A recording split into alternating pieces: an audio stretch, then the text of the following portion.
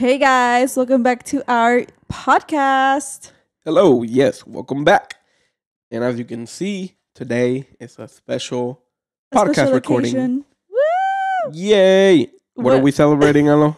Or not yet, Ooh. but... All right, we'll get into the nitty-gritty in a little, but right. Let's just give our little intros for you guys. Yeah, so welcome to the KEDICHO Podcast, the podcast where we dive deep into the dichos we learned as we grew up in our Mexican household. Woo! So yeah, welcome. Welcome, guys. Yeah. I'm your host, Alondra Lubiano, and this is... Alejandro Lubiano. And for today's dicho, it's a good one. I don't know if you guys have heard of it before. Look, let me just start. My dad told me this one. Okay. Okay. So he's the Is one that why it's a good one? Because your daddy told you? Because my daddy. Yes. Okay. Alejandro. So for the dicho of the day is, por miedo de que Coyote no bajo mis Chivas Al Agua. Yeah, so I never really heard that dicho ever in my life until I met your family, specifically your grandpa. I think I heard it from him before I heard it from your dad. Yeah. Oh, okay. Yeah, you didn't know that?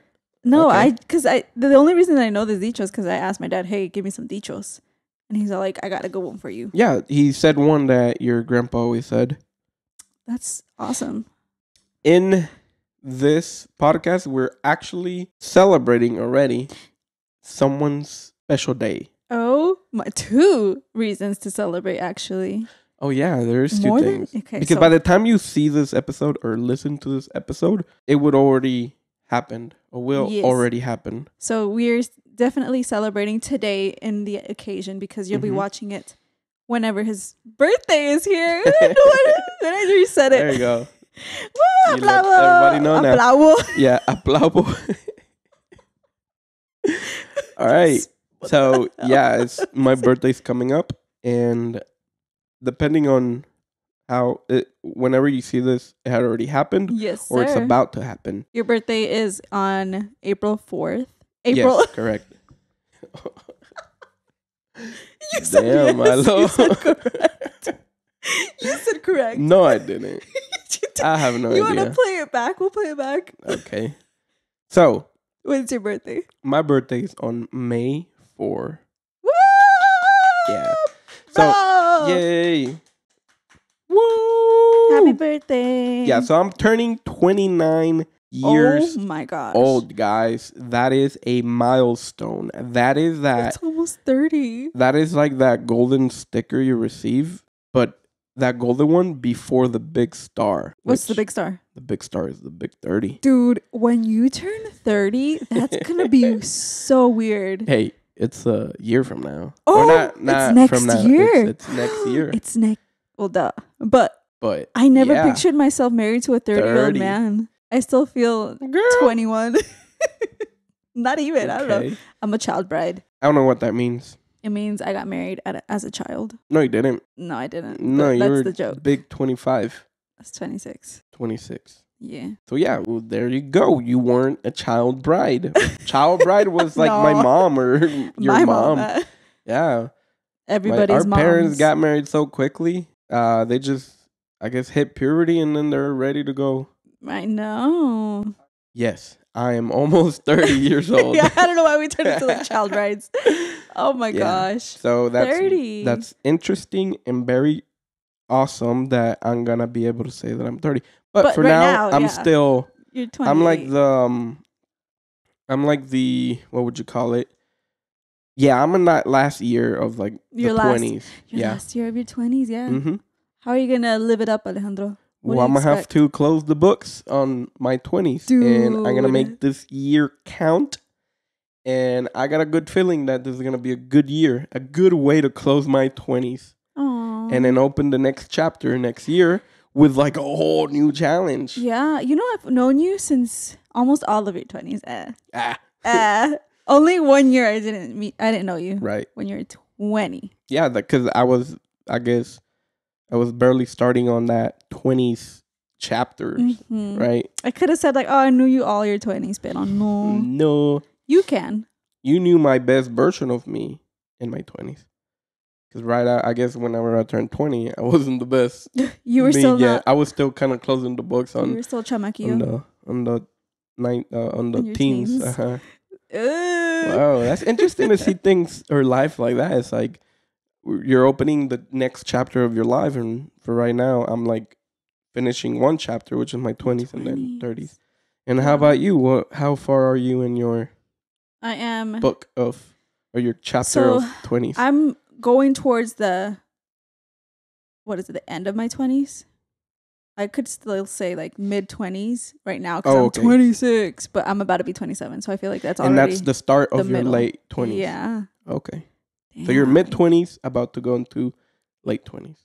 So mid 20s, is that like 24, 25, 26? Or is it 25? Well, think about it this way. So it's your 20s, 21, 22, and then 23 and 24. Oh, and 23. You gotta keep 23 over there. So and then 24, 25, and 26 is the mid. So I got robbed of the mid of my 20s because of the pandemic. Oh, I don't know. I mean, you still 24. lived. That's so weird to think because I was 23 when that began. Really? That sounds so young. So you feel like you got kind of like robbed? No, but it's just I just want to feel young. I'm still 23. Right. I'm just. It was like that. What was that thing? The bleep or the blip and oh my god, yeah, that's a Marble. good example. Yeah. So for that movie really prepared us for that. Dude, it was pre-programming. No. Pre-programming. No, is that like a TV thing? No, well, I mean, yeah, it's pre-programming. Is that the term? Okay. No, there's another term I think. Something programming. Social programming? No. Future programming? TV programs? No. There's a term. There's like this little internet term. Mm-hmm. Yeah, but like that.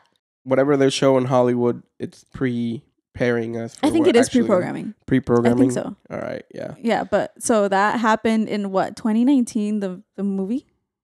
Creo que sí.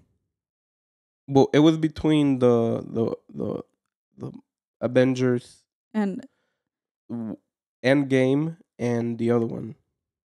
Infinity War. Infinity War. And then Endgame. So I'm still 23 and with a 30-year-old. Just kidding. No, come on, whatcha? No, you are about to be.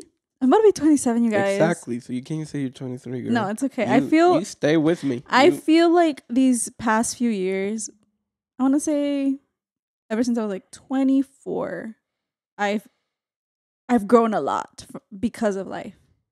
So I do feel my age. As it should be. Yes. I know. Imagine you're the type of like, man, I feel like I'm not growing. I'm not growing up. Like I feel like I still, or maybe you can't even perceive it. Like there's 16 some people like I still have a mind of a 16-year-old or a 20-year-old. There's nothing wrong with feeling young, but only if you're like in your 40s. Like if you're in your 40s and you feel like you're 25, that's cool. You know, like you don't feel old, or not like 40s old, but but you still have that young at heart. But when you're like 27 and you feel like you're 19, there's something kind of like, But it's more normal than that. To feel younger than what you are? I don't think it's the feeling. I think it's the mindset. But I don't think it's a bad thing either, because like being young at heart is a good thing. You don't want to feel like an old person dying when you're in your 50s. You're still young. Well, it's not, like I said, it's not about feeling the age, because feeling the age, you can choose to feel old if you wanted to. It's just the mindset type of thing. That's why I said it's like, it starts with the mindset of, or from my perspective, is the mindset that you can have that it's of a 19-year-old. It's pretty much saying not mature. I mean, 19 is more mature than 17, but compared to a 25-year-old. Yeah. So, 29. Yes. You feel 29? Do you feel... I know everybody always asks, how does it feel being 29 or whatever your birthday is? But do you feel 29? Well, the answer for that is that I am feeling older than what I am. I forgot to give you this pin. It's my birthday. Oh, okay. Yeah, I'm gonna. Should I wear it? Yes, put it on. Okay. Oh my God, I love it. That was a whole freaking struggle just to put on the little hat. I know. Over. I smacked my whole face with it. The rubber band? Yeah. I'm okay though. Okay. Don't worry. Anyway, so the question was that if I feel 29, yes, I do feel 29, and not only that, I do feel older, like that old, mature feeling. Compared to what age are you talking about? Like 25? Compared to my early 19, 20 years, when my perspective was, I wonder what the future holds for me, type of thing. It was kind of like, right now, I'm looking into the future and I have all this potential, all this stuff of like not knowing what I would become or will become. That blank state or that blank canvas of a young 20-something-year-old. And now it's more defined. It's like definitely defined. I know who I am. I know my abilities. I know what I can do and which are my strengths and which are my your weaknesses.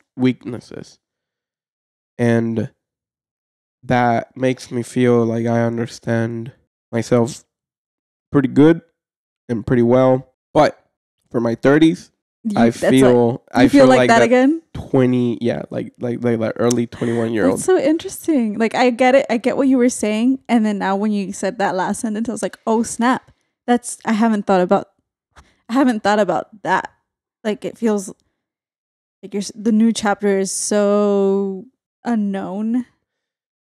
Like because okay, and bigger because okay, so when you're like starting your 20s, it's kind of like, where will I go to school? Will I go to school? What will be my career?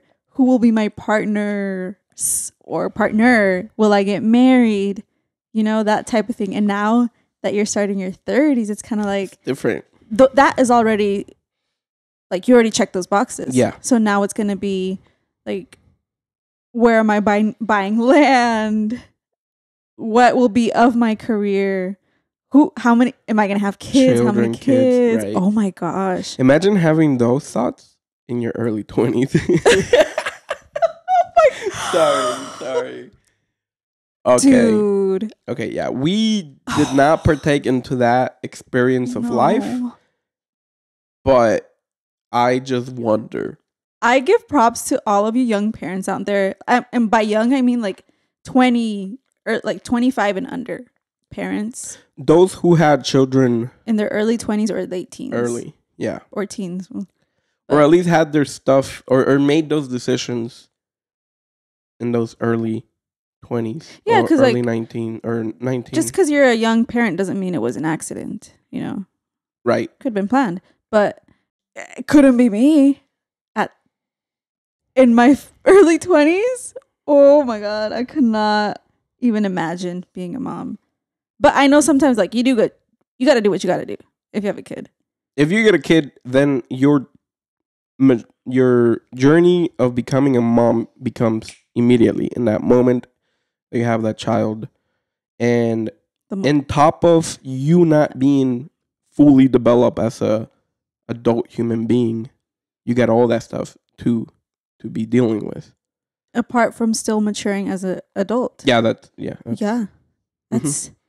and that's something that I just never saw myself being in my young 20s, obviously, because I was just like barely had a boyfriend. But it was a choice though. Right, because that doesn't take away some people who do want to have babies just with their boyfriend, which is fine, but I really could not do that. And you say that you couldn't, but like it was a choice to say, I'm not that type of individual. I'm not that person. I had other plans for myself and for the person that I wanted to be with in the future. Like I wasn't just going to give all of that for somebody who's not my husband. Okay, this is getting really controversial and or really conservative of me.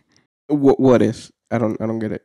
Just that the fact that I just think it's a choice to be that individual of doing it that way. I just hope nobody gets offended by me just saying those things. That I don't want to be like that. I chose this path specifically because I didn't want to have children or.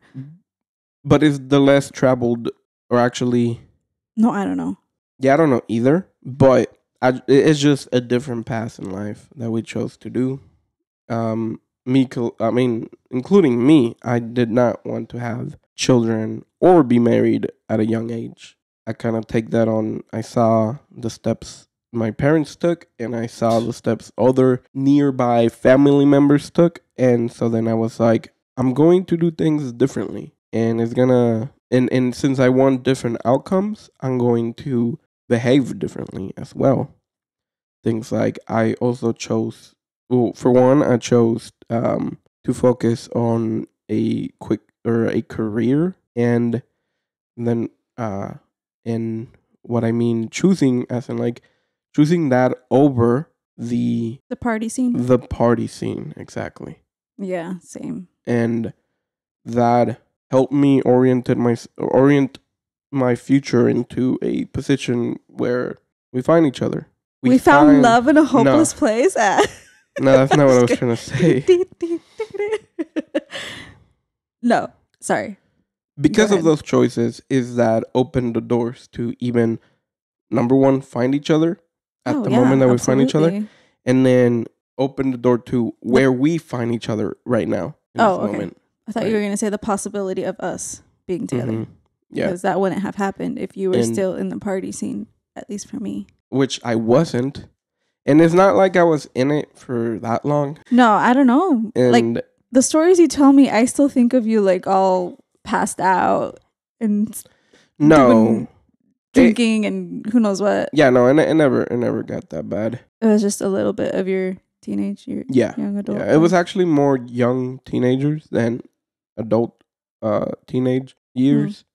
Because by the time I was 18, I was a little bit struck by the reality of my life and what my dad called it when life slaps you real hard in the face and it makes you see that, yo, this is your life and this is what you have. What are you going to do about it? Mm-hmm. And so, like, it hits you. How old were you when that happened? Do you remember? Like, the first one? You're 8. Or not that one? Okay. We're not talking about that one. No, I'm not talking about that one. Because that one was existential. That's for another day. That was the crazy idea of a 8-year-old or... You said you were 8. Like an 8-year-old questioning what happens after life. And so my little 8-year-old brain was trying to wrap around that concept. And then the idea of like nothingness, like blew my mind. That's going into a different topic. We're not talking about that yet.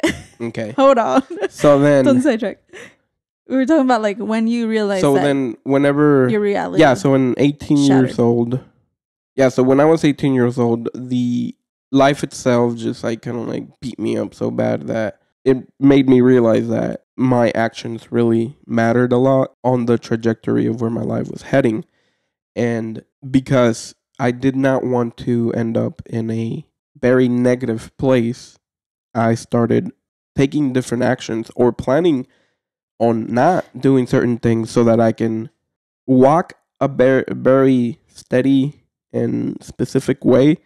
Did you feel like you were heading towards a specific way before? That's why you had to stop it there? Is that what you mean that reality hit? Yeah. So you are kind of correct. You worded pretty well in the point that... Like you were already on track. I saw where I could head or I would be heading if I didn't change my behavior. So from that, I was like, okay, I don't want that. So I'm going to go the other way. Or I will stop following also. I will stop following because I see where they end up. Mm-hmm. And I don't want to end up like that. I don't want to end up being a alcoholic, number one. I don't want to end up being a druggie. And I don't want to... drug user? And I didn't want to be where high school was like the highest education or the highest knowledge I had. So you wanted to keep going out there and be like, what does life have to offer other than what I already know other people in my group have had? I just said that I see that apparently there's successful people.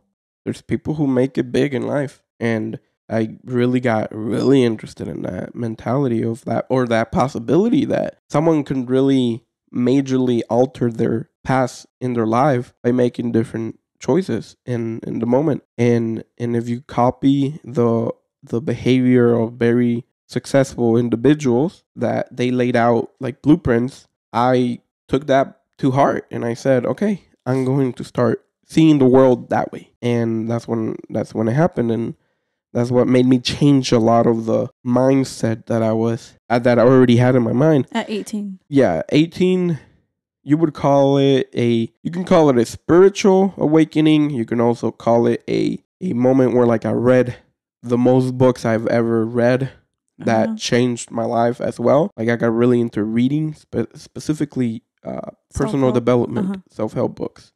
Yeah, which told me about another type of knowledge that had really honestly never been told by anybody. And I was like, this information is like useful. Mm-hmm. How come like not many people know this? In your world.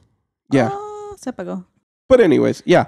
So that kind of happened in my early, that's what started my little journey to starting the chapter of my 20s. That by the time I was in my early, like in 2021, I had already, a whole different man. I was, yeah, because from 18, 19, 20, and those 3 years was like when I felt like the trajectory of my world, or the trajectory of where my life could have been, as opposed to where I took it.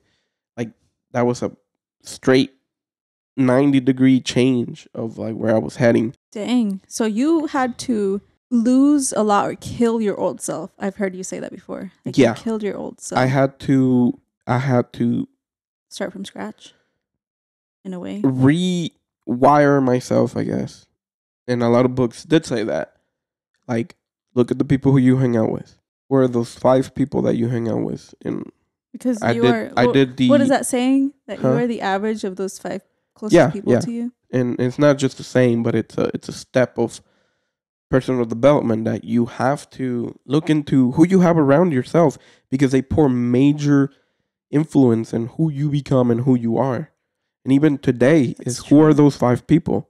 And if you don't have those 5 people, what are those 5 books or those 5 people you follow? That's a good one, actually. Because I was thinking, like, who are the 5 people? I'm like, 2 of them are cats. But once you said, the books, the people you follow online, that is so true. Wow, I'm gonna write that down. Girl, yeah. Right now. I'm just kidding. So that kind of like started that journey. And one of the biggest lessons I kind of learned on that was that I had to stop being afraid of making moves. Because that's why people stay stagnant in certain occasions, because they're scared. Correct. Yeah. Scared of changing their environment or changing themselves. And that, like, in those early days, I really did feel that, in fact. You got a little scared. I really did saw that, like, okay, well, you mean I need to think? You mean I need to get out of my comfort zone? Because my comfort... Ouch. That didn't hit me, but it just didn't hold. Ouch. You got a big head. I don't know. I'm just gonna put it here. I have another one. No quiero otra. So your comfort zone. Got it. Yeah, because my comfort zone around that time was, I was working in a restaurant and I was most likely gonna stay there because I kept on, like, while working at Taco Bell. Shout out Taco Bell. Yeah. While I was working at Taco Bell, I was just like seeing how easily I could have become a manager, and like I already saw my trajectory there too. I was just gonna become a manager and then like work like my manager that was there. With doing that, but for you, you wanted more out of life. You wanted to see what opportunities were out there. Okay. So there is nothing wrong unless that's not what you want. Mm-hmm. If it's not what you want, then yes, it's something wrong you staying there. Okay. So yeah, so that's my perspective. Yeah. So for you, it was if wrong. That's your goal to move up the ranks in that department or that career within the branch of Taco Bell, yeah, you're in the right place. But if not, it wasn't your dream to be a manager at Taco Bell. No, so no. I saw that's where I was heading, but after my little awakening moment, I really did see that I needed to do different decisions. Also, coming back to the what I started seeing is that I had to stop being afraid of getting out of my comfort zone. Meaning I had to stop being afraid of disappointing or going against everything my dad has kind of like instilled in me, which was to be a hard worker. So yeah, it just happened that like by the time I was 18 and I was making all those moves, and within those 3 years, I did this major shift in my life. And one of the biggest lessons that I learned during that shift, not to get too specific on what happened between those years, I just had to lose fear on making moves in my life. And with that, we kind of go into the dicho, which ties in, or which is, por miedo a que Coyote no bajo mis Chivas Al Agua. Al Agua. Ooh, that one's a juicy one. So that one's badass. So as I connected to what I just shared about my early 20s, that dicho is a very, very empowering, strong, and like a strong statement. Yeah, like a badass statement that you make. Because, I mean, let's talk literal. Mm-hmm. I mean, if you're from the ranchitos, or if you know like farmer life, livestock life, you have to be always vigilando tus chivas whenever you're out there afuera in the campo, or like just like in here in the USA. Like I guess you have to be sure that in the farm that your goats are not getting into trouble, they're not getting lost, blah blah blah. And then when it comes to the big bad wolf coming over, like if you see from afar, there's a wolf over there. He's near the water, but my goats need to go get some water. That's kind of like, ooh, I'm not going to do that because I saw because I saw a coyote there the other day. Mm-hmm. I'm not sure if the coyote is there right now, but I'd rather keep my sheep or my goats here, safe where they are, instead of risking losing a goat. Translate it, Abed. To fear of what coyote, I don't take my goat or goats to drink water. Yeah. So that is a statement you say to someone whenever they're saying that you're afraid of doing something. And so you respond with like, to fear of what coyote, I don't take my goats to drink water. Down the river, Yeah. Or whatever.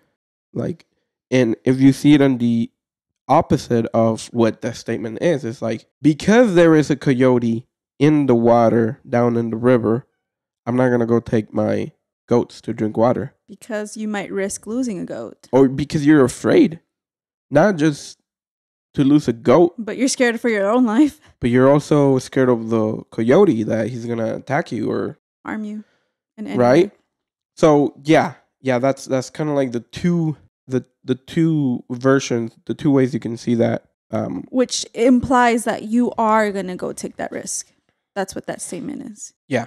Fearing what coyote? What fear? Yeah, there is no coyote I'm afraid of because I'm still going to take my goats to drink that water. Mm-hmm. So this is a dicho that invokes bravery. This is a dicho that makes you see that you should not be afraid to take that risk of that big bad wolf. Yeah. Don't be afraid of taking those risks. Don't be afraid of following your dreams. Don't be afraid of what people say. Don't be afraid to put yourself out there. Correct. Like, don't be afraid to start your own podcast, you guys. Yeah. Yeah. No matter what they say, no matter if they say, oh my God, there's already so many people starting a podcast. Yeah, like, oh my God, you guys are such followers. Or like, oh my God, you're nobody. Like, who are you to make a podcast? Yeah. Don't listen to none of that, guys. If you want to make a podcast, if that's your vision, do it. Do the journey. Go out there and take your goats and drink water. Those coyotes, they got nothing on you, bro. It's all in your head. Yeah, and you have just have the confidence that you'll be all right and that you're going to go through a journey that will teach you. You'll be learning on the way there, but don't be afraid to get started. That's what that DICHO, brother. So that's what that DICHO is about. What do you really think about that DICHO, Alo? I like it. I feel like I keep saying it's so badass because it does feel badass. It feels so empowering because there's been other ones that we've talked about where they feel like motivational, but this one feels empowering. It might sound, does it sound like the same word? Empowering and motivational? No. Okay. Because motivational is just to help you, motivate you, get started, go do something. Yeah, but I feel like this one, it empowers you because it makes you feel like, you know what, I can do that, and like, you know what, screw the risks, I'm gonna take that leap or whatever. Mm-hmm. So yeah, I like this DICHO. But you kind of already talked about what about the DICHO you like. Mm-hmm.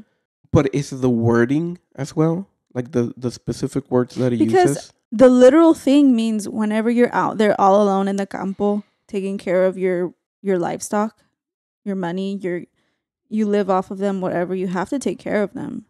So the fact that you're not afraid of the wolf or the coyote who might be out down over there in the water, that just says that you care about your goats, your livestock. I mean, just the literal thing. Like, I don't know if you know what I mean.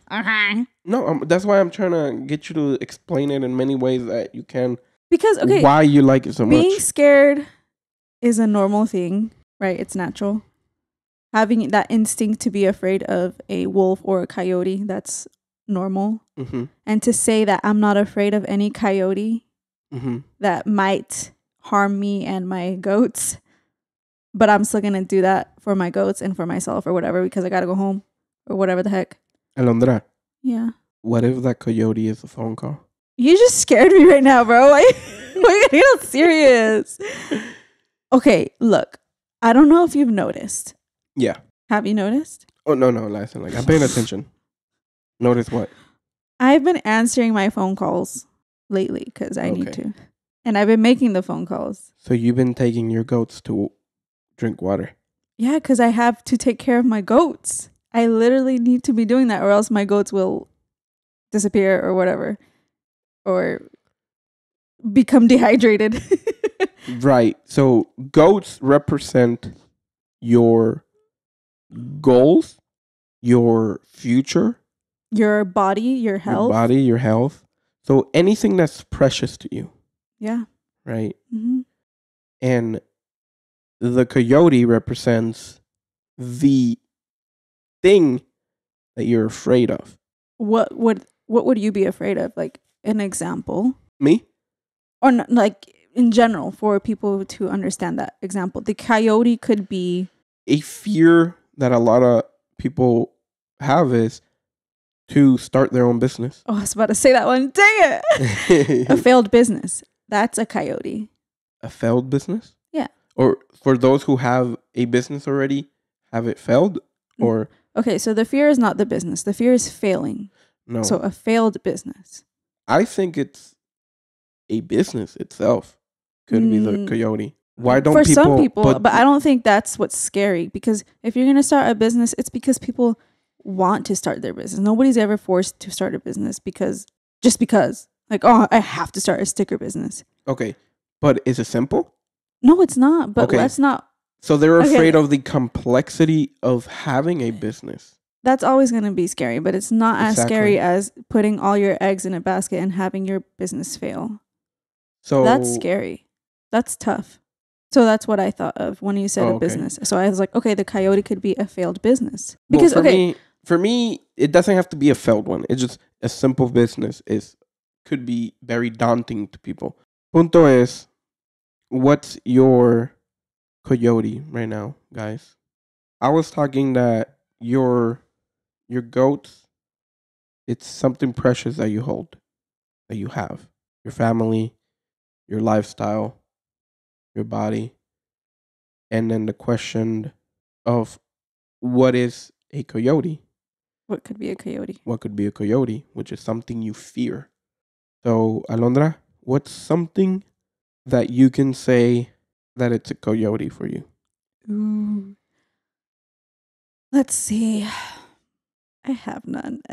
No, you said the perfect one. Phone calls, public speaking, just strangers in general. I feel that's a big coyote.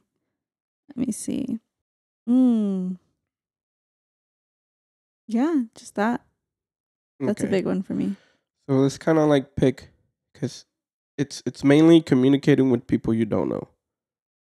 Or talking to people. I feel scared. There you go. Yeah, I have a fear. They're big coyotes in my life. You feel... But I don't need to be going out there to speak. I don't feel like it. I don't feel like I need to be having speeches in front of people. Like, for what? I'm not doing anything that requires me to be doing that. No, but what about that phone call, though? I do take those phone calls now. The ones because I need to. The ones you deem are important enough to take your goats to water. Yeah. But what if it's a random number? Honestly, another reason why I don't answer, because if it's a random number, they're not saved in my phone. They're not important in the first place, and they're all scams. Well, that's the thing, is that one of those might be an opportunity that you've been waiting for. No. But because you have a type of fear to the unknown of what are you going to be talking about? Who's going to be calling? I understand. Nobody. I understand. But guess what? I had that random phone number, random call at one point that opened up the door to a big opportunity. And because of that... Was he not saved in your phone? He was not saved in my phone. ¿A poco no? He saved my phone number. But I didn't get his phone number. And by the way, what we're talking about, guys, is that nobody knows. I got a phone call back whenever I was in my early 20s. Yeah. And I was working at Chipotle, and I got this random phone call, and I answered it, and there was this one dude was telling me... This fool? This dude... I didn't say fool. No, I said fool. Just kidding. Sorry, Johan. Sorry, I didn't mean to say your name. This one dude that called me up if I wanted to go take some bachata classes. And you're like, who? And I was like, yeah, exactly. It was like, I don't know who you are, but like. No, you knew who he was. You kind of. No, because he didn't say anything. He just like, hey, Alejandro, vas a venir? Like, hey, Alejandro, are you going to come to the bachata classes? And I'm like, hold up, who is this? And then he was like, oh, I'm so-and-so. And I'm like, I don't remember, or I kind of remember you, but like, I'm not that Alejandro, I guess. You got the wrong, you called the wrong Alejandro. Mm-hmm. And then he's like, oh, which Alejandro are you? And then that's whenever I told him. And so after that, that's whenever like he was like, well, my bad, man. I didn't mean to call you, but hey, you still down to going to salsa dancing or salsa classes? Salsa dancing? Sorry. And I was like, nah. Like he invites you for a night out salsa dancing. But right. No, he invited you for his course. for he had a course where him and his brother taught or teach, which they do still do that now, and so it's pretty cool. Yeah, so they teach how to dance bachata and salsa and now cumbias, I guess. But yeah, so he said that he invited me, so because of that, I went to it, and because of that, that's how I met Alondra. Not in the salsa class. Yeah, eventually it led. But eventually it led to me and Alondra meeting. Married, and then later on married, I guess. Yeah. So because I took that random phone call, like I said to Alondra, it's like it opened up that door of a bigger future. Something that came to my life that it wouldn't have if I would have just seen that random number. I would have been like, who's calling me? Denied. So I got nothing to say. It's on you. It's like, okay. Okay, so let's make it different. Compare anymore though. So imagine this. Okay. A ver, dime. We are sitting in family, right? Your parents, your siblings, or your sibling, kids, my siblings. We're just sitting there, and then you get a phone call. Mm-hmm. Right? Does it have on your phone? It's not saved. Oh. It's a number. Right. And then someone, not me, because I wouldn't do this to you, babe. What? Someone looks at you, and they know you're afraid of phone calls, and looks at you. Oh, Alondra, pick that up. And imagine you coming up and saying, I don't answer phone numbers that are not saved. A miedo a que Coyote no bajo mis Chivas Al Agua. And I answer the phone call? And then you answer the phone call. And it turns out that it's like Beyonce. I don't know. Someone. Hey, Alondra, I just got your number from this one YouTuber, blah, blah, blah. Girl. And, I want you, I'm calling in behalf this is one YouTuber you watch, and we want to collab with you. Why would they call me on the phone? That doesn't work like that. Well, it doesn't work like that because you're making it not work like that. But if in the scheme of possibility of what could happen, okay, it could happen. I see what you're trying to say. Mm-hmm. But I'm still answering phone calls now because I need to. The ones that I don't answer, they're literally asking me for my dad to buy the land. They're like, hello, is this Benjamin? I'm asking in behalf of blah, blah, blah. I'm just like, bro, bye. Yeah, a lot of them are going to be dumb and then calls. They text me and they leave voicemail. I'm just like, bye. That's all they are. I understand, but that's not the problem. The problem is that you have a type of fear, though. And I'm already answering phone calls and I'm making phone calls. Right. So you're not seeing the reality of Alondra's growth. No, yeah, there is growth. You're not appreciating it enough. But there is, and you just said it. Yes, you don't answer numbers that are not saved. Yeah, because who the hell is calling me? No. Nobody. No. It's a nobody. But it could be someone. That's the thing. Anyways, the point of this was to focus on something that you could have a fear on or not. Because, do you have a fear? Let's just say, okay, let's put it on you. What's a coyote in your life again? Say that again. Can you share a coyote in your life? Apart from phone calls. Alondra. Yeah. What's a fear that you can identify that you're working on? A fear that I have right now? Okay, can we talk about KEDICHO? Sure. So, it's not that I'm afraid of doing it. It's just that I'm not sure if it's going to be 100% successful because we're barely starting. So, I'm still taking the coyotes. I'm still taking my Chivas. Like, it's in the process. Like, we're walking down there, you know? Mm-hmm. The probability of a coyote being up in that hoe. What do you mean?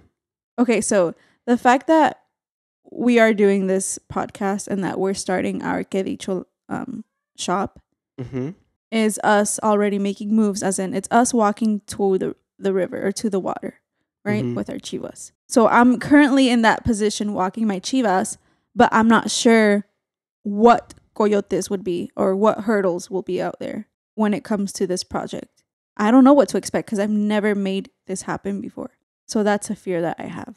Is it stopping me? No, it's not. But it's just like, I don't know how to get there all the way because I've never done it before. Okay. But I'm nice. Still going down there. Well said, then. Yeah. What about you? Is there a coyote en tu vida? Miedo a que Coyote no bajo mis Chivas al agua. Let's kind of simplify it. Is there something I fear out there that because of it, I don't take action. I don't take action. Yeah. To fear of what thing out there, I don't take action. That's the translation. That's the short, though, straight to the point. Yeah. There you go. Straight 3 to the hours point. later. Of what fear do I not take? What thing I fear? No. I Right. already forgot it. I already forgot. I just said it. To what fear do I not take action? Because it's not. There's no guarantee that there's a coyote. Again, it's a statement. It's a statement you make. It's like, I don't have fear of what the possibilities. So I take action. Yeah. I don't have fear, so I take action. That's the dicho. I don't have fear. Whale said. So I take action. And it's like a mantra, a type of mantra that you can use to yourself. It's like, I don't have any fear, so I take action. Exactly. So for you, what would be a coyote in your life? Or maybe not right now. Maybe that's too hard. Or maybe right now. So let's, because I did ask you what would be, because the dicho is, to what coyote out there are you not taking action? I wouldn't take action, right? So if there is a coyote that I am fearing, what would that be? Mm-hmm. And so then that's something I know that I do have a fear of speaking in front of people. And I do, because I do get nervous and I do get all that stage fright where like I'm about to go talk in front of people and I'm kind of like getting nervous and getting that feeling in the stomach, like tightness. Yeah. So I know that feeling very well. And since I haven't done that in a while, I feel that if I do that anytime soon, you can get really nervous. I will get very nervous to the point where like I kind of do fear if I ever am put in a position like that where like, hey, we want you to give this talk. Ooh. Oh crap. But is that something that you're facing in your day-to-day life? No. So I don't do exactly. No, because you're not really focused on going to give talks right now. That's not something that you're doing. But because the reason why it's an actual thing is because I do see myself doing that in the future. And because I see myself, it's something I need to get over it, because I do want to be in a stage up in front, so you want to do that? Yeah, that's why it's an actual coyote, or it's an actual fear that I need to get over, because I need to go and present myself. It's like, ¿a qué coyote le tengo miedo que no saco mi chivas? Well, there is one. Well, if the occasion or the future path of me talking in front of a stage arises, or the opportunity, I might be afraid and I might have those fears. But you would say that word, that dicho. But I will remember this dicho. Fear of what? You don't take a risk on your dreams, you know? So like in that moment, like you're going to not go for your dreams because you're scared of speaking. That's what I don't want. Moment. I don't want it to be like, hey, there's this opportunity and we want you to be one of the speakers. Oh, okay. And then I'll be like, oh, no, thank you. Oh, mama. Mommy. and that's why I need to take action. Like if I see myself do that though? Be proactive. That's what they said. That many books said, if you fear something, the way that you lose fear to that one thing or that action or that is just by doing it over and over again. By doing it over and over. So how would familiarize yourself with that? This is like the baby step for you for public speaking? This is definitely a way, because putting yourself out there. The fear comes that I am very self-conscious of the way I speak, because I grew up with knowing that I had a lisp. Mm-hmm. And overcoming that throughout my years, like it was, let's say that it could have been my lisp was pretty bad as I was growing. It was noticeable, especially when I was learning speech itself. Are you worried that if or when you give your speeches, you might mess up because of your lisp, and that will kind of make you a little self-conscious and just make you nervous all over again? No, I think mostly is the fear of people not liking the way I sound. Really? Is it? It's like, ha, He has a lisp. Ah, no. Like, no, I don't have a lisp. You shouldn't care about those people because those people aren't there to support you. So, if they're not for you, then they're whatever, They're nobodies. I know that. But the fear is... Is the fear the lisp? Is the fear the people who might judge the lisp? Public speaking itself, there's a fear. Makes you nervous. Mm-hmm. To put a cherry at the top, my English is not my first language. On top of that, the little stem of the cherry, my lisp. On top of that, one that I just barely kind of came to terms is that like I have this type of thing where like I like flip stuff in my mind and like I mess up. I make mistakes, and like you saw in the last episode. Is that my fault? Did I make an insecurity? No, I've known this. I've known that I, number one, talk weird. It's hard for me to communicate my thoughts. No, it's not. Hell no, bro. When I'm nervous, that's when it's different. Word. Because someone who stutters, they're normal most of the time until they're nervous, and then the stuttering, like, it's very apparent. Mm-hmm. And it's very... It shows up whenever you're nervous. Yeah. And the more you get nervous, the more you're going to screw up. Yeah. Right? And it's the same thing whenever you're doing a speech. And the more nervous you are, the more likes you use. Mm-hmm. And for you, that's bad? I fear it happening. And then walking out of it and being like, oh man, I really screwed that one up. But that's why that is a fear that's your coyote. That I need to stand up for and be like, I am not fearing that. I am not afraid of you, Coyote. El Coyote. That's what you're doing right now, though. Look, like, this is a podcast where people can see you and hear you. You know that, right? Right. No, yeah. I mean, it wasn't coincidence that I chose a path where I would get to talk to people. Mm-hmm. Because the more practice I get, the better I become. Mm-hmm. And you can talk. You got a fat tongue. Do I? I don't know. That's okay. People say, or apparently, the fatter your tongue, it's just because it's like a muscle. And so if you got a fat tongue, that just means you do a lot of talking. Right. And you got a fat tongue. I'm not kidding, but... Okay. I don't know if that's true or not. I thought it was just a statement or like a saying. I'm not positive if it's like scientifically proven or whatever, but I'm just saying like if you got a fat tongue, it is bien platicador. So yeah, it wasn't a mistake that we chose something related to speaking to people and speaking to an audience.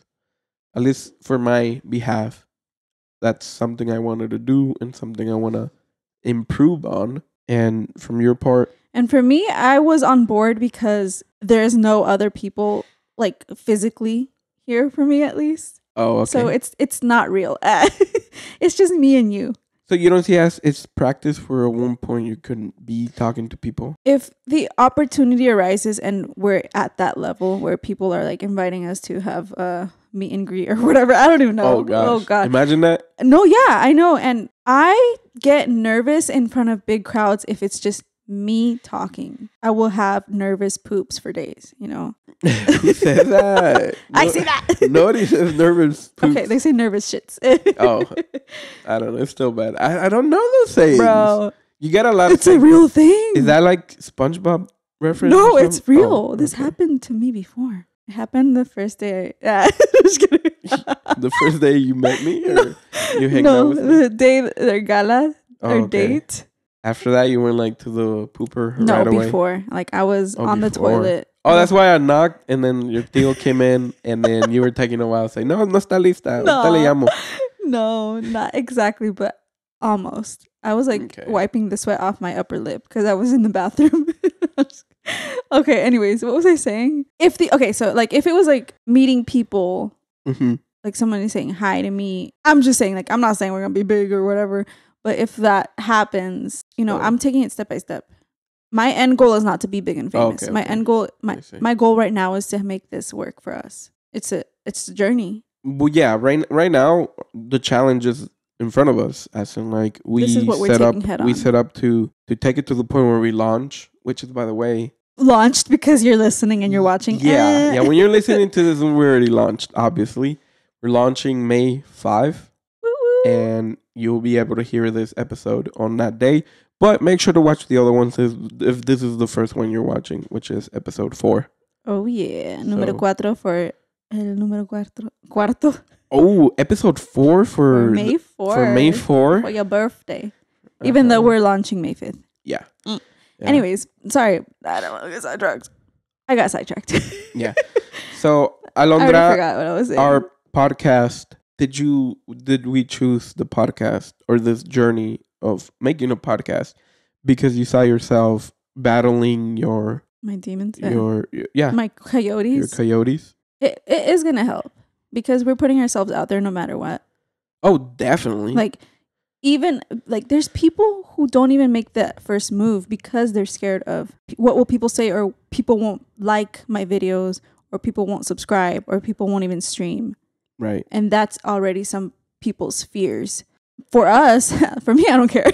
We already jumped those hurdles at the beginning stage. Yeah. It's like a hurdle that we got. It's like a coyote that we got to face at the beginning. It's like, hey, but like if we go down this route, my videos are going to be out there, or my audio is going to be up there, and people are going to be listening to me. And they're going to have opinions of what we're saying. Exactly. And of who we are.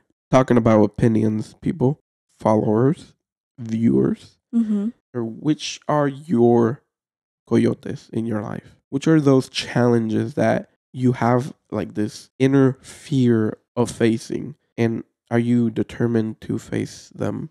Are you determined to take your goats down to the water? Yes. Or are you holding yourself back a little? Share down in the comments your I would love to read fears those. And how you're going to go take your goats to drink water. Would like to read them. What if we read them in the next podcast? No, yeah. I mean, we don't have any people yet.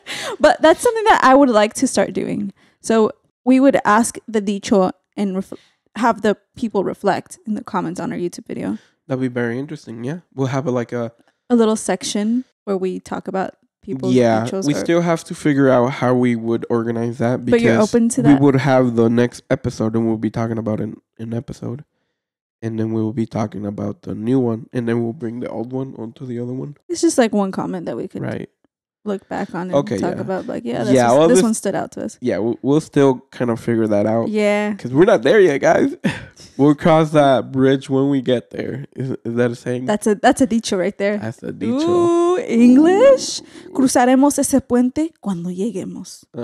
So for right now, for now, we're on this side of the land. Oh, and guys, remember to follow and like this episode right now, just because you made it this far. Yeah, and if you did, put a little coyote emoji. Ooh. Yeah. Y un goat. Yeah. Y luego agüita también.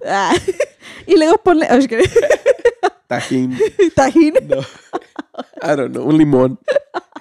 I don't know. They have limones. They don't have limones? I don't know. Bro. I think they have avocado now. I think we've talked about the DICHO a lot.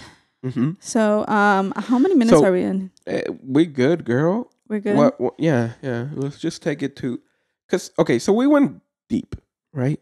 Let's go deeper. We went deep onto the DICHO, which is a miedo a que coyote no bajo mis Chivas Al Agua. To fear of what coyote I don't take my goats to the water. We went deep, but how can we go deeper? You want to start crying? Is that what you're saying? No, but how can we go?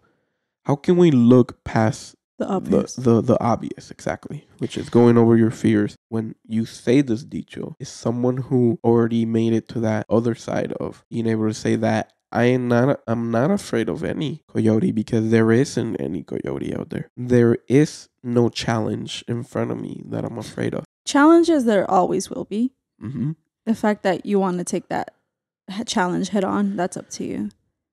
You know. Challenges could be equated to the coyote. The reason why we went with fear was simply because we labeled the coyote as a fear. But it could also not just be fear. It could also just be a challenge. Yeah. And it's not a challenge is just like you seeing it and saying like that's difficult. Or like a mountain to climb. That's another way to say it. To climb. Like, oh, this is a big mountain that we're gonna have to climb together. Yeah, let's do it. Whatever. Right now we got too caught up on the fear, but in reality, the Coyote is just a challenge, a mountain, a hurdle, something that to overcome. Right. And then so that statement of that dicho is what challenge, what fear, what mountain, what obstacle is there out there in front of you that because of it, I would not take my goats to drink water. Or I would not take that challenge, accept it. Exactly. So do you want to talk about the other side?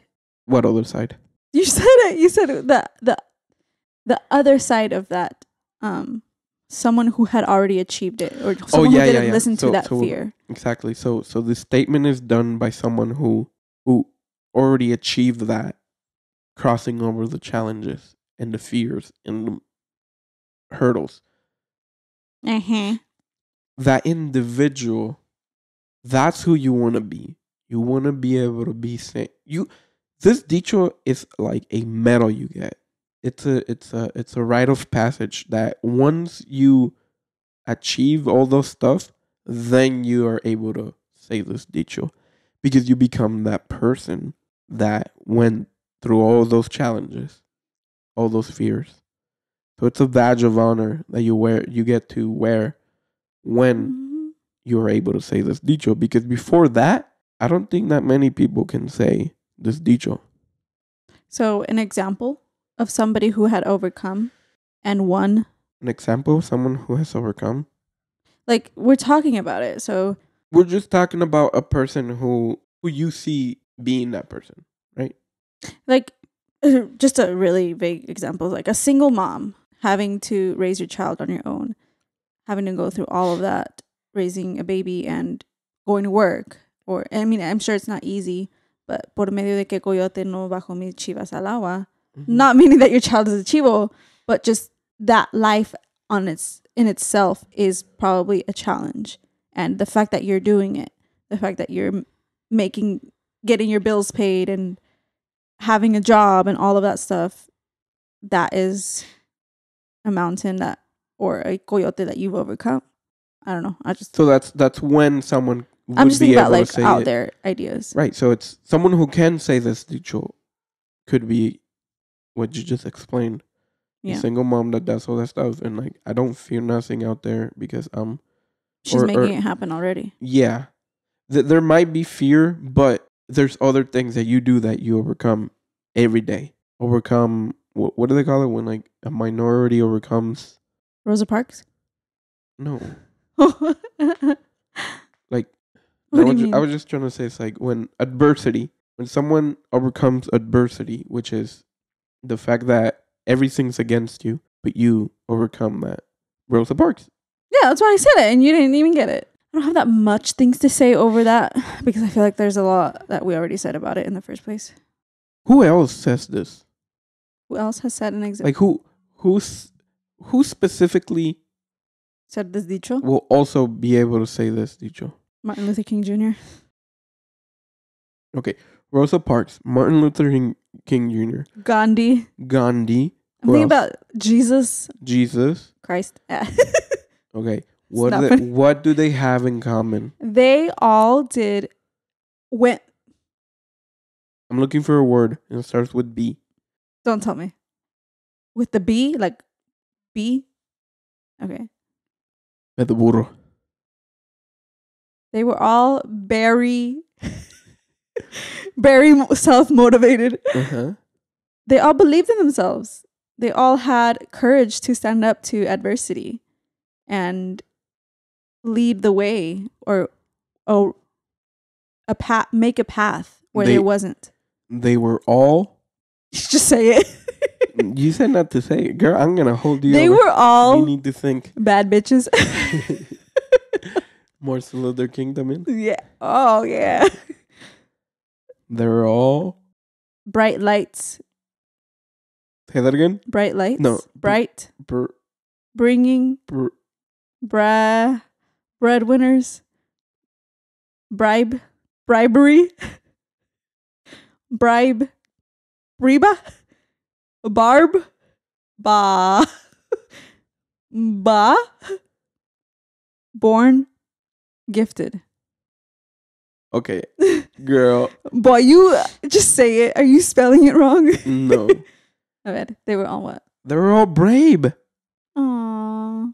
They were all brave. This dicho's about being brave. I'm gonna cry.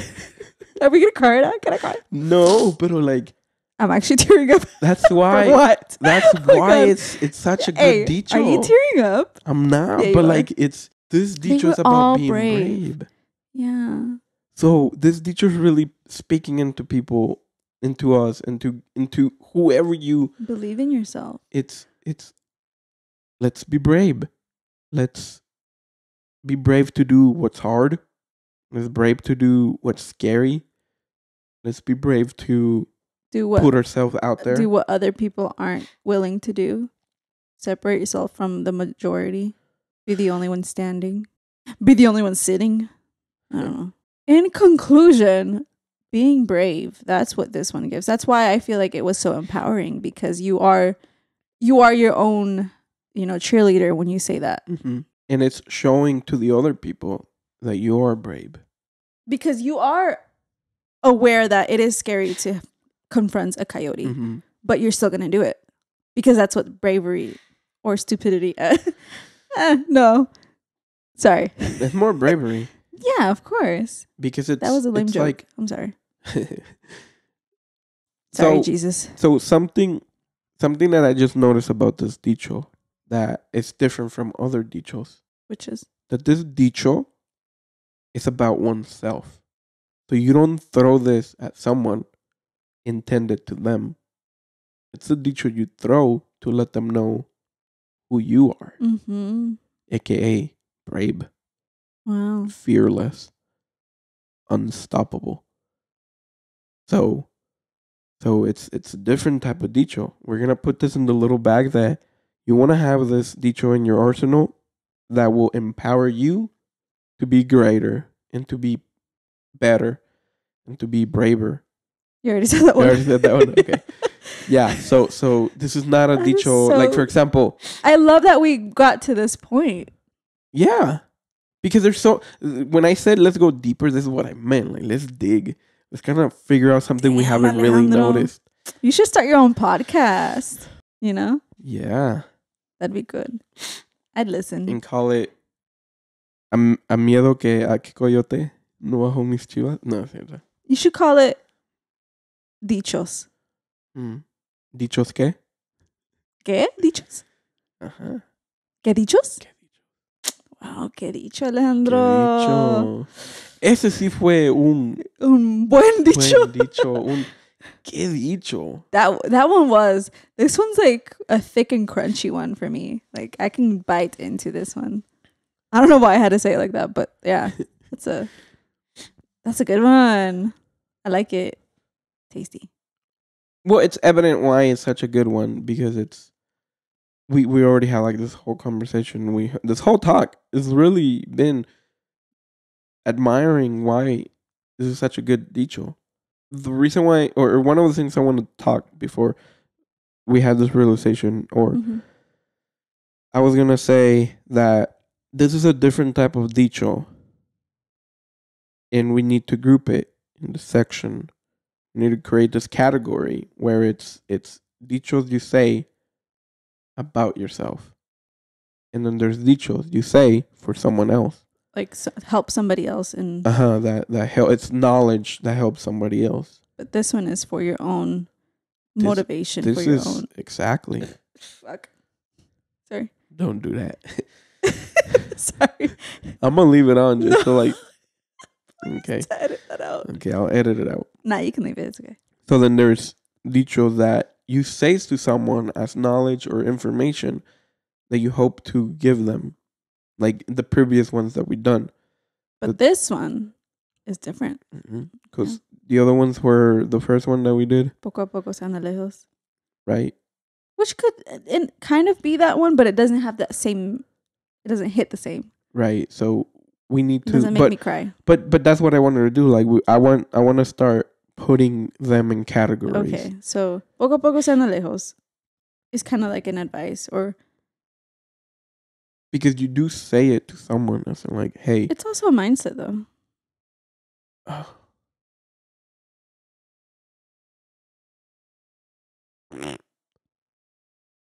Okay, so there's three categories. My god, it's a Venn diagram. Okay.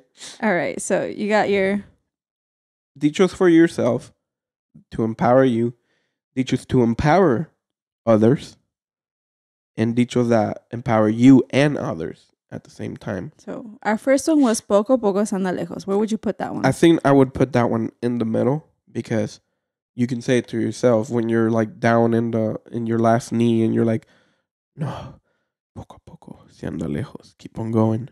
Right. Take that step, that next step. Stand back right? up. Or you see someone who's in their last knees and then you give them the last, oye, poco a poco se anda lejos. Why last knees?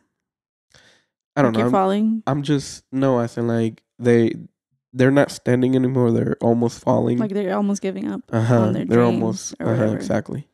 Okay. What was the next one? What was the other one? Something enlodado. Oh, okay.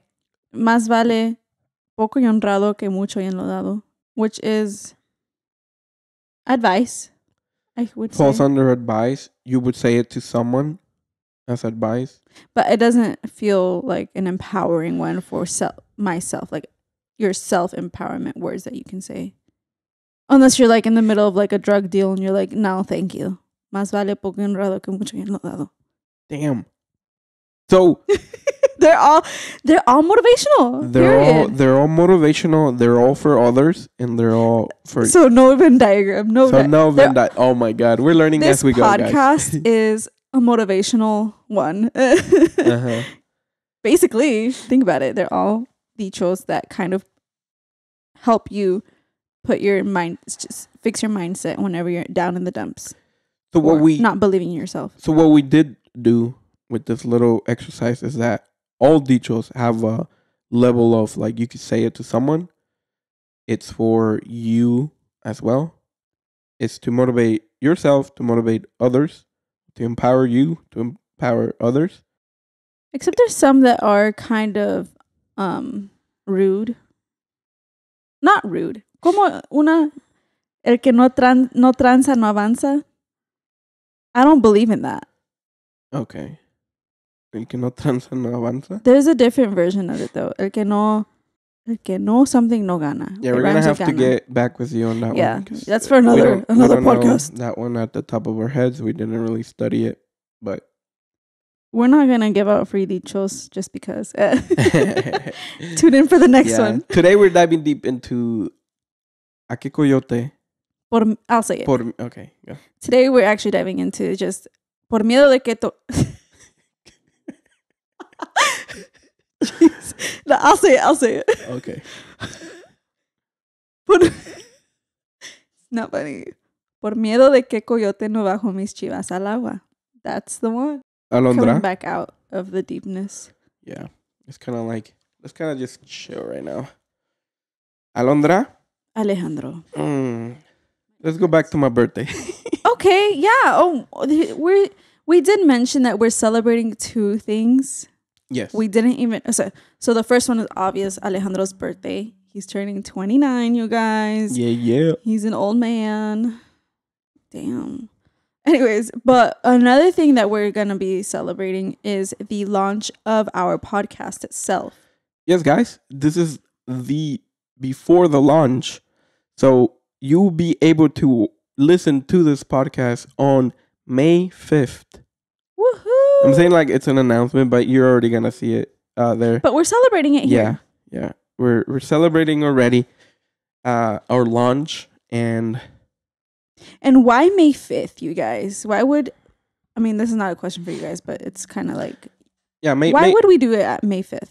El 5 de mayo, in other words. Because we feel as though 5 de mayo is the nearest, Mexican-ish holiday that we could say, like, you know what, that'd be a cool day to launch our Mexican-focused podcast. Yeah.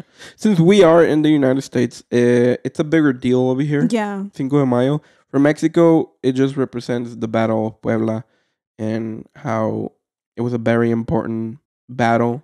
In Puebla for Poblanos. So in Puebla, you do celebrate it. Right. But in Mexico, in general, I wasn't raised in Mexico, so I have no clue. But apparently, I think it's not. I think it's not a big holiday. It's not what it is like here. No, here it's in a big day where Americans go out and drink co. I hate that. Okay, here's a hot take. I'm sorry, this might be controversial. Mm-hmm. I hate the fact that people say Cinco de Drinko. It's ugly. It feels so gentrified. It feels like... Gentrified? What's gentrified? So whenever Americanos or white culture just takes from the culture and makes it their... waters it down. Okay, they water into whatever this American culture is. Kind of like Las Aguas Frescas. Do you remember the spa waters? It kind of feels like that whenever they say... Not whenever people celebrate Cinco de Mayo. I'm saying whenever they say Cinco de Drinko. It's an excuse to drink. They take the whole concept of Cinco de Mayo and think that the thing to do on that day is drink. And they made it specifically for drinking. Tequila. And specifically for drinking and dressing up or decorating as Mexican stereotypes. You know what it gives me vibe of? St. Patrick's Day. Yeah. It's like the same vibe as in like, oh yeah, St. Patrick's Day. And what do they celebrate? Like beer and stuff, right? Right. And wearing green. You just wear green, your little leprechaun stuff. Because I've never looked into the holiday. I'm going to be honest. But yeah, that type of thing. I don't celebrate it because I don't know it. St. Patrick's, I think he was a saint in Ireland. I really don't know Alejandro. Exactly. So the image you get is just green, right? Are you wearing green today? Yeah, right. Right, and then the other thing is like, yeah, it's a celebratory day where people meet up and they drink on that day too. Beer from Ireland, because Ireland has they're associated a lot with drinking beer. Which is the reason why people bring out the tequilas or whatever here. And on Cinco de Mayo, it's the Mexican version of St. Patrick's. Yeah, I don't know. It's just weird. Mm-hmm. Like, does it offend me? No. But I just feel like it's kind of tone deaf whenever it's the Cinco de Drinko. Mm-hmm. I don't know why. It just feels weird. I think, like, I can say from this perspective, it's like, since I'm not in that scene of drinking, I'm not in the let's get drunk, let's go have a drink scene, or that's not part of my lifestyle. I don't associate it with that or associate any holiday with that. Not even your birthday? And even that, like, you want to get drunk right now? Ooh! Like a shot, like going to go to bars and have a shot because like, what is it called? A bar crawl? Guys, I have never been drunk ever. Okay, I don't know if I'm not. Put that in there, girl. All right, so the closest time that I've ever felt tipsy and or buzzed was at our wedding, the wedding night. Oh yeah, over there with the family. Like, they gave us shots after shots, and it was just hitting, you know. But how many did you take? I took one shot and a little fruity drink. Mm-hmm. Yeah. Okay, guys, what I was drinking. Is that a lot? Probably not, right? I don't know, but I was feeling it, and it was weird. It was a good feel. It was a good buzz. Yeah, you got that. It was a good buzz. Because I knew I wasn't in a safe Mm-hmm. place with you, and like our family was there, and it wasn't like strangers coming up to me, and I don't even know what else. Yeah. Sorry. Yeah. Bar scene or nightclub scene. Yeah. No, it was just a restaurant at the resort in Mexico on our wedding night. Wedding dinner. Wedding dinner. That was cute. That was fun. Eating, I love that. Italian food. I had pizza, you guys. That was so like good. a legit pizza, right? Like, oh my gosh, it was oven, amazing. not oven. A little whatever brick oven. Oh yeah. Algo así. And like Beria tentacle. Authenticals. Authenticals. Authentic. Authentic. Authentic. Oh man. Authentic. Authentic. Authentic. Authentic. Like right. AW, like authentic. Yeah. Very delicious and very memorable. And we had a blast with my family. Aww. I want to talk about our wedding now. Let's talk about our wedding. No. No, not today. But I mean, we are technically talking a little bit, but not. That's for another DICHO. For another but podcast. that was a day that you felt alcohol in your system. I mean, that's the last time I drank. That was the last time, right? Yeah. Me too. That was the last. And that was October of 2022. Damn. And I can say that I have not lived a life of seeking alcohol and being in that system or that loop of seeking the weekends for alcohol drinking or just social drinking. I've never related to that. Like, even at least for you can say that you had that phase. Even if it was not long lived, you did have that phase. But for me, like, I would go with friends and whatnot, but I was the one drinking like a Capri Sun when everybody else was out there half buzzed or drunk or passed out, you know? So for me, I never gave it that opportunity.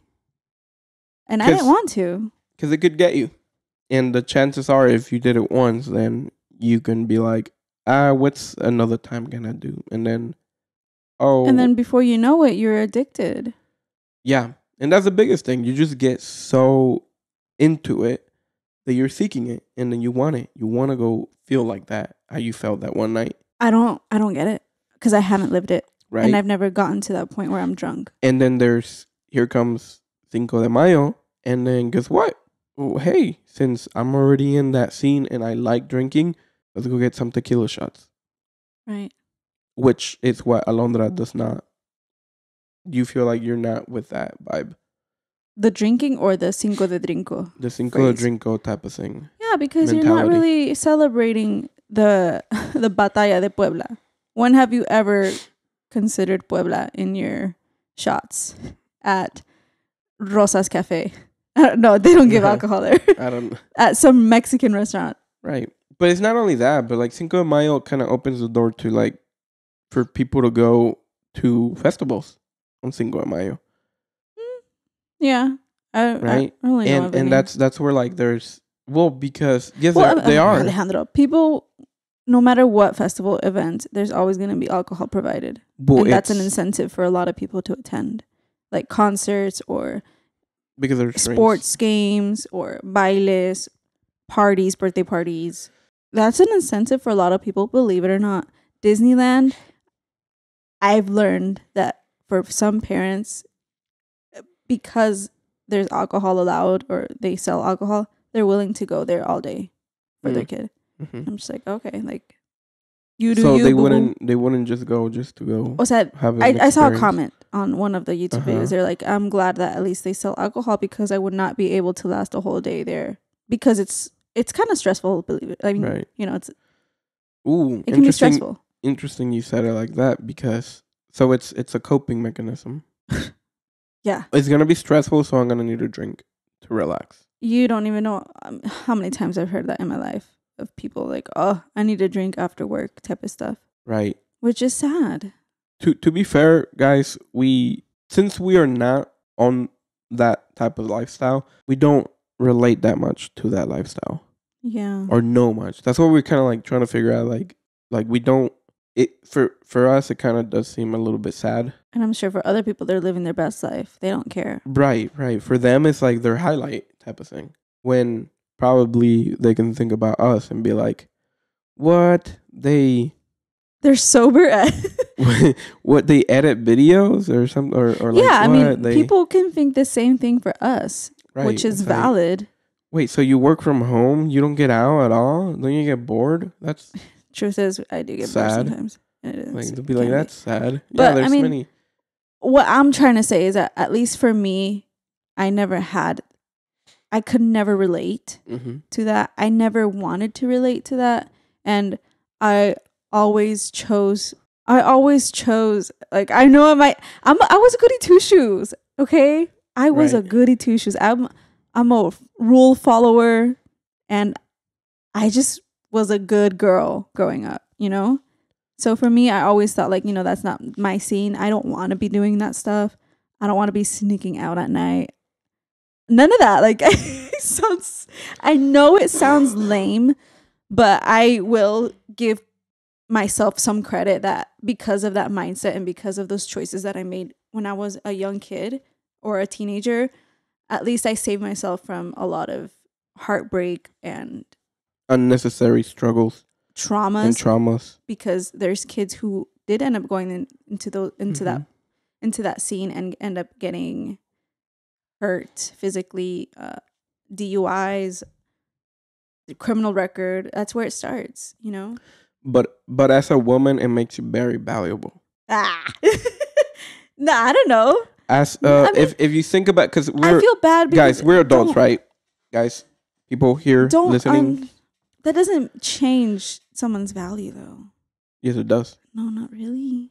I don't believe like that. That's why I said that in the realm of when it comes to seeing the value of a woman who has had a life where they're not sneaking out at nights, that they're not drinking, that they're, I mean, in other words, I mean, going around. Alejandro, I don't know. This might be controversial. It is very controversial. Canceled. It's not canceling. It's just like going against the very out there culture of girls going out and partying. I mean, this has nothing to do with a girl, though. This is both guys and girls, I feel. Well, for guys, they understand that that's a valuable woman, that someone who they see themselves having a family with. I would say I saw value in a guy whenever he was in that mindset as well. That's why I was single for so long as a young kid or in my teens, because I didn't find anybody who was better than me. I really no. So I know that sounds like, girl, you ain't shit. But I really didn't feel like anybody that could had meet your me. standards. Maybe you can phrase it that way. No, I didn't find anybody better than me. Had your standards. I didn't find a guy that was better than who I was. I don't get it then. Yeah. Can you meet me at my level, but I want you better than me?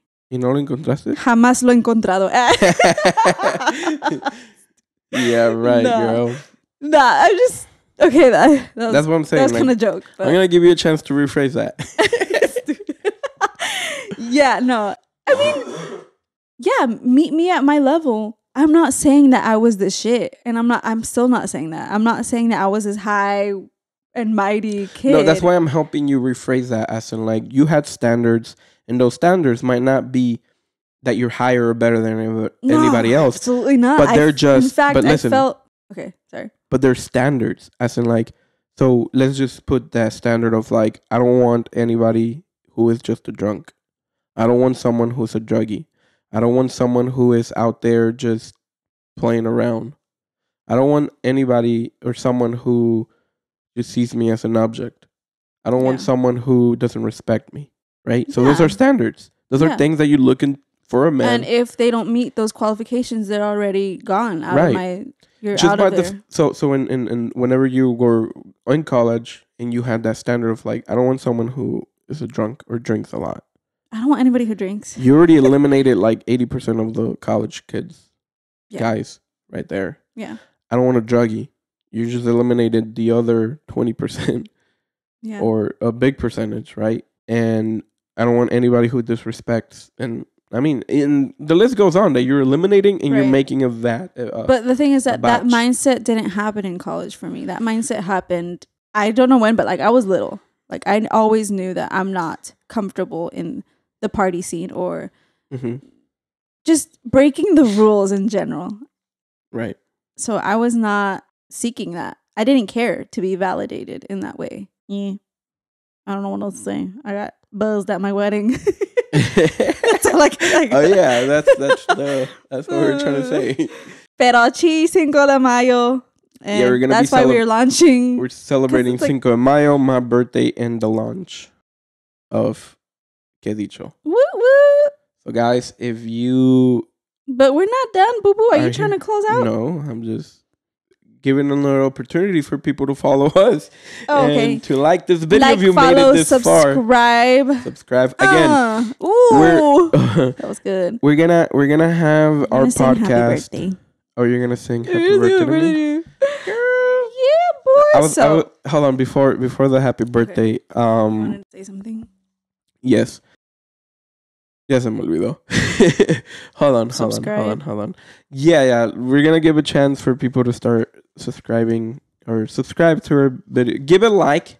Comment below your thoughts of this podcast so far.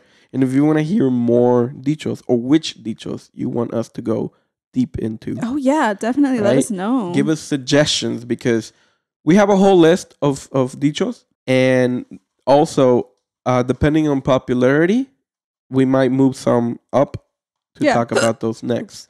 And in fact, if that's the way that it goes, as in like we'll pick one that's most seek by y'all or our audience. We'll put those. We'll definitely make that one, and then you get to tag people who wanted to hear that one or should listen to that dicho. And the other thing is that we're gonna be having the place that we're going to be launching our podcast will be in all your audio listening podcasts apps like Apple Podcast, Spotify. ¿Qué otras? And there's like a couple of more. Pandora? Like our iHeartRadio. All right. And we'll have a list of which ones so you can see which one is the best one. We'll have a link where you can look us up. Yeah, we'll have a link, a website that goes with it. And besides just audio, you can also watch us on YouTube. Woo-woo. You can see our cute little fits every day. And our YouTube is KEDICHO Podcast. KEDICHO Podcast. So subscribe there as well because we would love to see comments and interact with you guys. And then you can follow us on TikTok, KEDICHO Podcast, and Instagram at KEDICHO Podcast. Yep. And also, if you're on Facebook as well, you can check us out there. Or if you have your parents or your tios that are still on Facebook, or that's where that's where you see them. Yeah, tell them that's also on Facebook. Oh yeah. All right. Another spot, another place. No, that's all I think. MySpace. Yeah?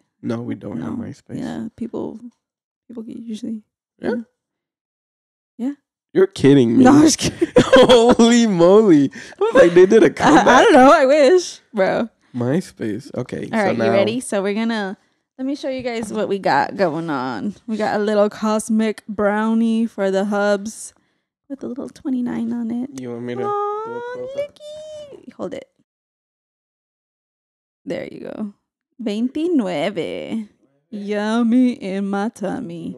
29. A ver, vamos a cantarle a Sapo Verde. Wait, do I put my hat on? Yeah. Do I put my... Sorry, I've been talking without this one. I'm going to turn this on. Hopefully, I don't burn myself. Oh, man. I should have been doing this the whole episode. Nice. All right, you ready? Ooh. Hey, by the way, Alondra just turned on a velita? I mean a cerillo, and like I've had this thing where like I like the smell of that. It smells so wood good. Burning. It smells like Mexico to me. I know that's funny to think of. Here, you hold it while I sing to you. While we sing to you. Yay! Happy birthday to you. Can you do it like more sexy? Marilyn Monroe. I was gonna do that. Oh my god! Just do it. It's okay. Happy birthday, Mr. President. Alejandro. Happy birthday to you. I'm pretty sure everybody liked that little session. Thanks. That little singing. All right. So make a wish. I'm actually gonna do it properly, and I'm gonna think and wish on something great. All right. Yay! Yay! Mordida, mordida, mordida.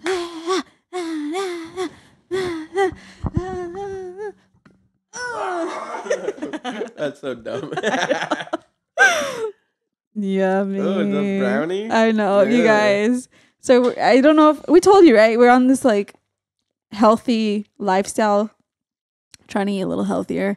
We're being a little more conscious of the ingredients in our foods. And also eat like a lot of fresh vegetables. Yeah, like real Fruits. food. And when we mean real food, is that fruits and veggies. Right.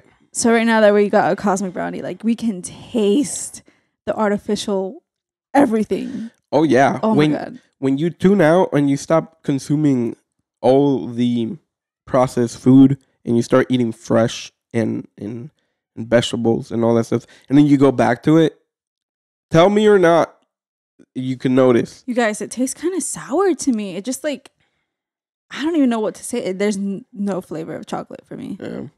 It's crazy. It's cray-cray. It's cosmic chocolate. It's cosmic. It's out of this world. Uh-huh. All right. All right. And for another gift, I got something for you. Oh, no way. I thought it was just a bag. You thought it was just a bag with trash in it? It looks like it. Did you actually got me some, girl? No, it's just for the video. Here you go. Oh, okay. Gracias. Pretend to be surprised. What do you mean? It's for TikTok. You punk. She actually got me something, guys. Que lo abra. Get a chair. Should I open this first? Yeah, go ahead. Ooh, okay. Right, put it down. Put this He down. was not expecting anything. I really wasn't, guys. It's not even the day of your birth. I know. It's an early birthday. But when you see this, my birthday already passed. So it'll be perfect. It'll be fine. A ver. Oh my God. I'm nervous. It's a picture of me and the cats. Ooh, okay. Ooh, what is that? Bubble wrap? What is this? What? Nice. So it's all just trash. What? What is that? What is this? Seriously, Alondra? No sé. I don't know if you can see. No. What is that? Girl. What is that, Alejandro? Girl. Do you know I what that know is? what it is. ¿Qué es eso? How dare you? No entiendo de mangos. Girl. What? I'm gonna open the rest of the of the present because I mean so No, that's it. There's nothing else in there. oh okay. It's okay. ¿Qué es eso, Alejandro? You know what that is? Yes. So this goes on my belt and then here it's a little knife holder. Oh. Right? Yeah. Awesome. How'd you know? I've never seen one like that. Girl, I kind of saw it and I was like, oh my God, yeah, this is legit. It's for your... It's funny because I actually, I told her kind of recently because we were like at church and I saw this one guy, one señor, he had his belt and then he had his knife holder. And I was like, ooh, that's cool, yo quiero uno. And you just said it like so casually, like in between me. Yeah. So like, oh, that's cool. So I wasn't expecting it because it was like 2 weeks ago that I said this and I was like, what? A knife holder? And some pantalones. Yeah. Hell yeah. I'm always getting you jeans. I'm so sorry. I know. Ooh, are they boot? They are boot cut. No más que... Ooh, we're going to have to... They are, yeah. I kind of got the wrong size.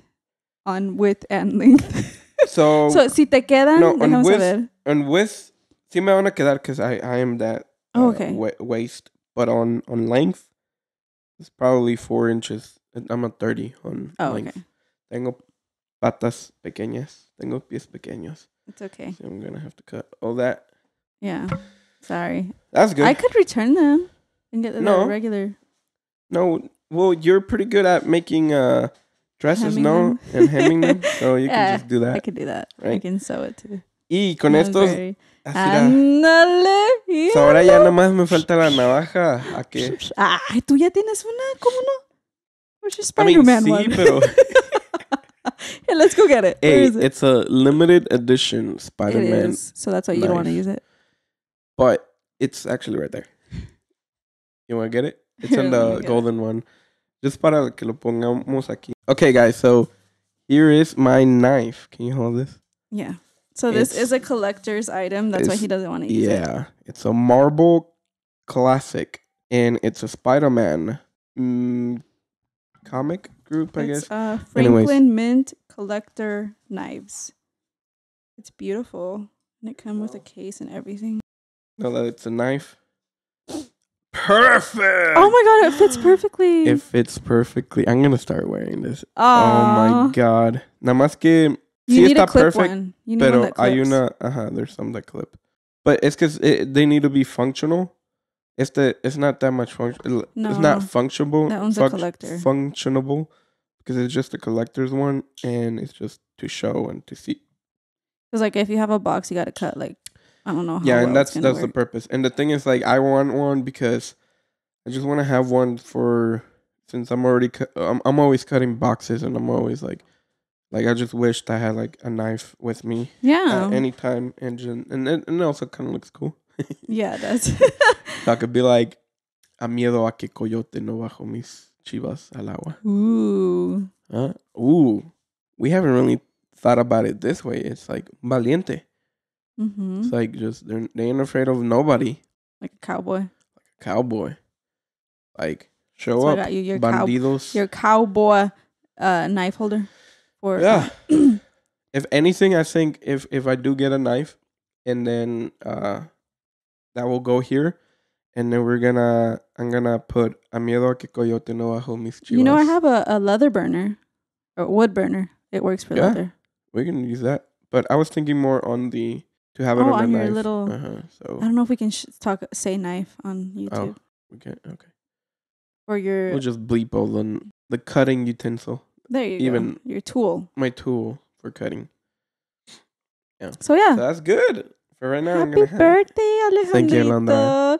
I hope you have a good one this year. I love you so much. Yeah. And. By the way, yes. So I did make a wish on. Are you gonna tell me? And no. The only time I can tell you, maybe, when it comes true. Well, actually, and I'll tell you next year on my birthday. Okay. Next year, if it came true. You better be alive. I'll tell yes or no. So we'll come back to this episode, and I'll reference this episode, and we'll say if we reach that goal. All right. You better not die before. Thank you, Alo. I better not die before. Yeah. Even if I do, you can still say it on the podcast. Thank you. Anything else you want to share? No, that was it. I was just waiting to give you the little gift. Oh, okay. That's excited. Thank you very much. I appreciate it. You're welcome. Thank you for being here too, guys. Yes. This was another episode for the KEDICHO Podcast. Oops. Yay! Thanks for listening. With that, we're gonna close up this episode. Don't forget to subscribe because this is our launch day. Don't forget to... Oh, yeah. Make sure... Since share. Since you're going to see this on the launch day or be catching up on the other episodes, so maybe this is the only one you watch. It's okay. Make sure to follow and make sure to share it with your family. And start talking about the dichos that we grew up hearing. Amen. Growing up Latino. Well said. ¿Qué dicho, Alejandro? All right. Well, I'm Alejandro Lubiano. I'm Alondra Lubiano. And this is the KEDICHO Podcast. Bye, Goodbye, guys.